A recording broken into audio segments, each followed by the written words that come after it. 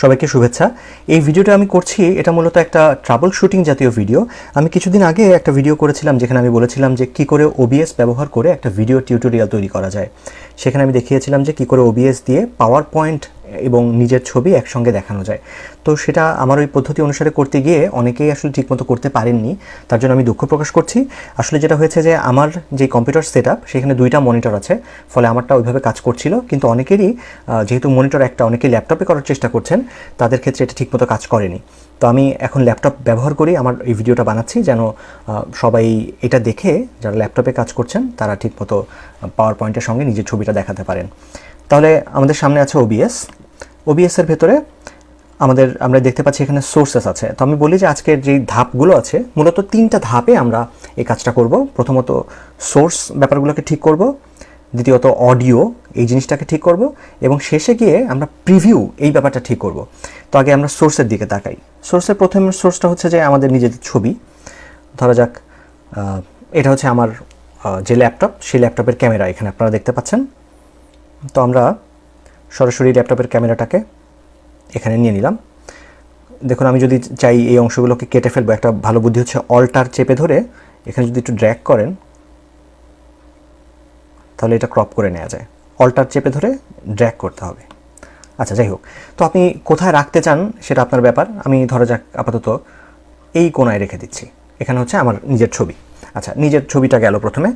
এইবার দ্বিতীয় কাজটা হচ্ছে যে যেই পাওয়ার পয়েন্টটা সেটাকে এখানে নিয়ে আসতে হবে। তো পাওয়ার পয়েন্টের ক্ষেত্রে এখানে একটা ব্যাপার আছে, খেয়াল করুন।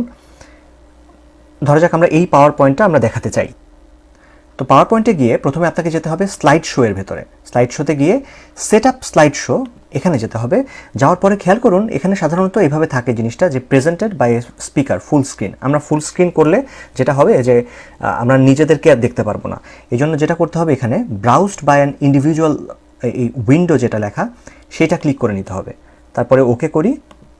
আচ্ছা, এইবার আমরা যদি প্রথম থেকে স্লাইড শোটা চালাই, খেয়াল করুন এটা এখন একটা উইন্ডো হিসাবে এসেছে। এখানে দেখুন, এখানে উইন্ডো আছে যেটা কাটা যায়। সাধারণভাবে আমরা যখন স্লাইড শো চালালে এই অপশনগুলো থাকে না। তো যাই হোক, আমরা আবার একটা ক্লিক করে ফিরিয়ে আনলাম ওবিএসকে। আমরা এখন যেটা চেষ্টা করছি সেটা হচ্ছে পাওয়ার পয়েন্টটাকে আমাদের দেখাতে।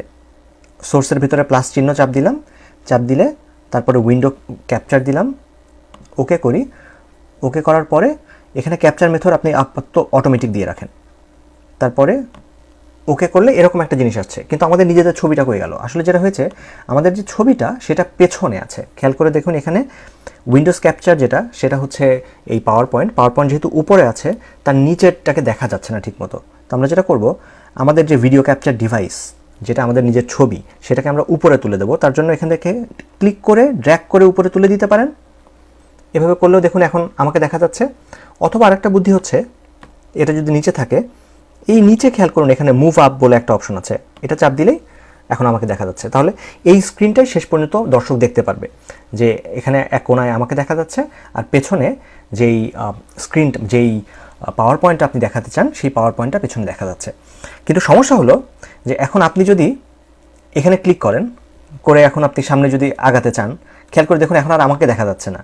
মানে দর্শক হয়তো আপনাকে দেখতে পাচ্ছে। আসলে যেটা হবে, দর্শক সত্যি আপনাকে দেখতে পাচ্ছে, কিন্তু আপনি নিজেকে দেখতে পাচ্ছেন না যে আপনি আসলে কোন জায়গায় আছেন, এই পেজের কোন অংশটাতে আপনি আছেন এটা আপনি জানেন না। ফলে দর্শক আসলে কি দেখতে পাচ্ছে সেটা আপনি ঠিকমতো জানেন না। তার জন্য একটা বুদ্ধি আছে, সেই বুদ্ধিটা এখন বলি। সেই বুদ্ধিটা হচ্ছে এই সেটিংয়ে যেতে হবে।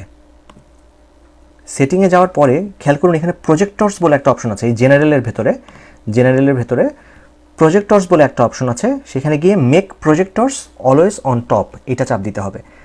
তারপরে অ্যাপ্লাই করুন, ওকে করুন। এইবার আমরা যেটা করব, আমরা একটা প্রিভিউ দেখব যে আমাকে আসলে দর্শক কি দেখতে পাচ্ছে, সেই জিনিসটা একটা প্রিভিউ আমাদের দরকার। এই যে বাইরে যে জায়গাটা আছে এখানে একটা ক্লিক করুন, তারপরে রাইট ক্লিক করলে এখানে খেয়াল করবেন উইন্ডো প্রজেক্টর বলে একটা অপশন আছে। এই যে আমি ছোট্ট একটা এখানে খেয়াল করুন একটা প্রজেক্টর দেখা যাচ্ছে, এটা অলওয়েজ অন টপ দেওয়া। তার মানে আপনি যেখানে ক্লিক করুন না কেন এই জিনিসটা উপরেই থাকবে সবসময়। দেখুন আমি যদি এখানে ক্লিক করি, এখানে ক্লিক করলে এই যে ওবিএস সেটাকে আর দেখা যাচ্ছে না, কিন্তু এটা যেহেতু অলওয়েজ অন টপ দেওয়া, এটা উপরেই থাকবে। তো ভালো বুদ্ধি হচ্ছে যে আপনি এক কোণায়, যেই কোণায় আপনার নিজের ছবি আছে সেই কোণায় এটাকে রেখে দেন।